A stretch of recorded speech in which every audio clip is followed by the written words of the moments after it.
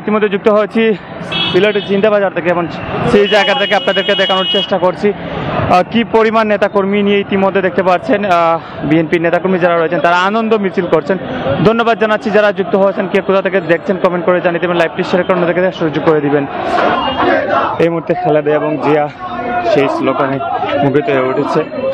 আপনাদেরকে আবারও জানিয়ে রাখি যে গ্রেনেড হামলা 21শে আগস্টের যে গ্রেনেড হামলা সেই পরিপ্রেক্ষিতে মামলাতে কিন্তু জামিন পেয়েছেন তারেক রহমানের পরিবার এবং তারপর থেকে আনন্দ মিছিল কিন্তু আমরা দেখতে পাচ্ছি।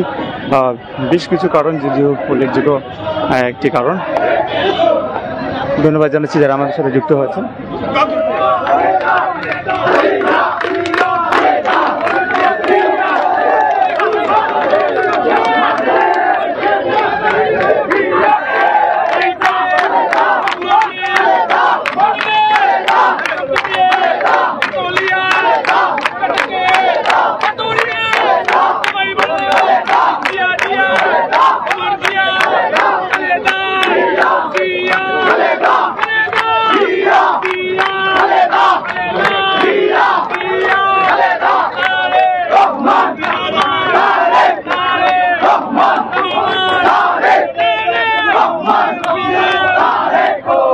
মিথ্যা এবং সাজানো মামলা দিয়ে আজকে দেশান্তর করেছে আজ আমাদের প্রাণপ্রিয় নেতা জনতা তারেক রহমান সেই কুখ্যাত গ্রেনেড হামলা থেকে আজকে খালাস পেয়েছেন।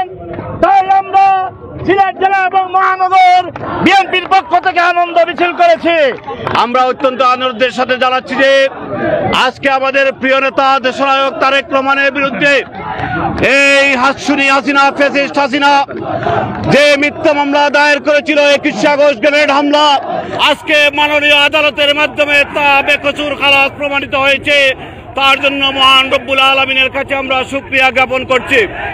প্রিয় ভাইরা, শুধু সেটা নয়, এই সিলেটে দুজন ছাত্রলীগের নেতা, দুজন ছাত্রলীগের কুলাঙ্গার আমাদের প্রিয় নেতার বিরুদ্ধে মামলা করেছিল 3টি মামলা।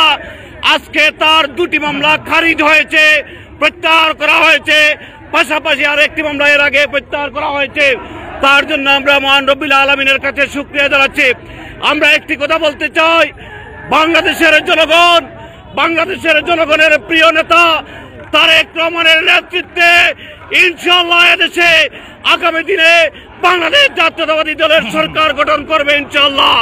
প্রিয় ভাইরা, তারেক রহমান অতি শীঘ্রই এদেশে এসে এদেশের জনগণের নেতৃত্ব দিবে। শুধু সেটা নয়, এই সিলেটে দুজন ছাত্রলীগের কুলাঙ্গার বিরুদ্ধে মামলা করেছিল 3টি মামলা, আজকে তার 2টি মামলা খারিজ হয়েছে। আজকে মহান আল্লাহ রাব্বুল আলামিনের শুকরিয়া আদায় করছি।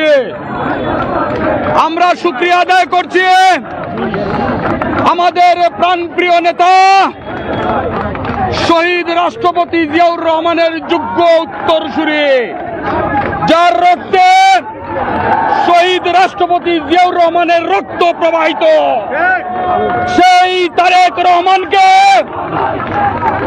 একটি মিথ্যা মামলায় দীর্ঘদিন দেশান্তরিত করে রাখা হয়েছিল। বাংলাদেশের মানুষ সেই সাজানো নাটক, সেই সাজানো মামলাকে মনের দিক থেকে গ্রহণ করেনি। আর গ্রহণ করেনি বলেই গত 15 বছর বাংলাদেশের হাজার হাজার মেধাবী নেতাদেরকে খুন করা হয়েছে, গুম করা হয়েছে। আজকে মহামান্য আদালত সেই সত্যটুকু প্রকাশ করে দিয়েছেন। মহামান্য আদালত বলেছেন জনাব তারেক রহমানের বিরুদ্ধে যে অভিযোগ গঠন করা হয়েছিল তা মিথ্যা এবং সাজানো। আজকে মহামান্য আদালত আমাদের প্রাণপ্রিয় নেতাকে বেকসুর খালাস করেছেন। আজকের এই তাৎক্ষণিক মিছিলে শুধু বাংলাদেশ জাতীয়তাবাদী দল অথবা তার অঙ্গ এবং সহযোগী সংগঠনের নেতৃবৃন্দই উপস্থিত হয়নি।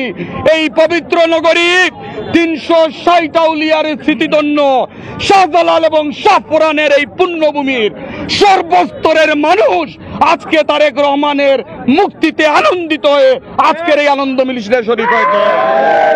আমরা পরিষ্কার ভাষায় বলে দিতে চাই, জিয়া পরিবারকে ধ্বংস করার চেষ্টা করা হয়েছিল, জিয়া পরিবার ধ্বংস হয়নি, শেখ পরিবারই পালিয়ে গেছে।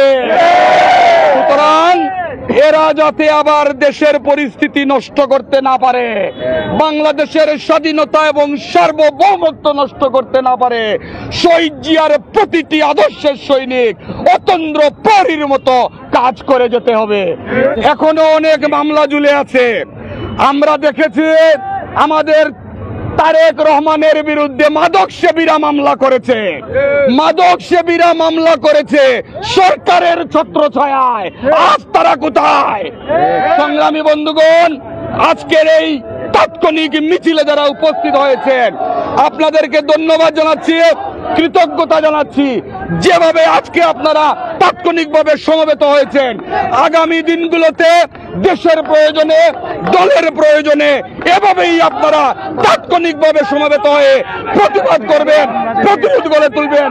সকলকে সংগ্রামী শুভেচ্ছা এবং অভিনন্দন জানিয়ে আগামী দিনের আন্দোলন সংগ্রামে আপনারা সচেষ্ট এবং সংগ্রামী ভূমিকা রাখবেন এই প্রত্যাশা ব্যক্ত করে আজকের এই আনন্দঘন মুহূর্তের এখানে এই সমাপ্তি ঘোষণা করছি।